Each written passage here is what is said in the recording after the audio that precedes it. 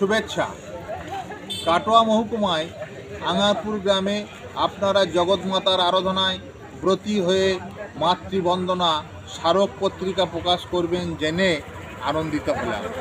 জগৎমাতার সন্তানদের চিন্তা, আমরা মায়ের, মা আমাদের, আমরা সবাই মার সন্তান, সকলেই আমরা ভাই বোন। মার পূজায় শক্তি লাভ ও পুণ্য তথা পবিত্রতা লাভ হয়।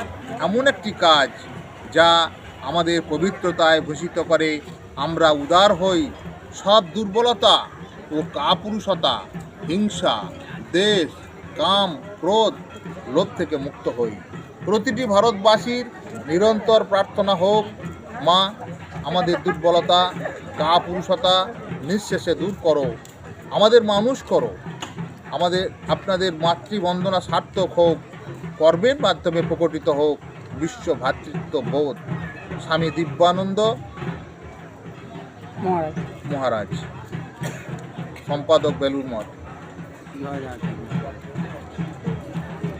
দেখতে পেলে বন্ধুরা, আজকে আমার এই দাদা ভাই পাঠ করলেন কিছু মিশন সম্বন্ধে, যে বললেন স্বামীজির কথা বললেন। স্বামীজি দিব্যমজি মহারাজ আমাদের মন্দিরে এসেছিলেন, হ্যাঁ উদ্বোধন করে গেছেন। এসে বেলুর মঠ থেকে এসে আমাদের এই মন্দিরটা উদ্বোধন করে গেছে। তা তোমাদেরকে মন্দিরটা শেয়ার করো। আর আজকে সেই বাৎসরিক উৎসব প্রতি বছর এই অঘ্রাণ অমাবস্যায় আমাদের এই মন্দিরের আর কি উৎসব হয়। আর এখানে বহু লোকের সমাগম হয়, বহু লোকের কি বলবো, যে মেলা বসেছে চারিদিকে, বহু গ্রাম থেকে পুজো নিয়ে আসে।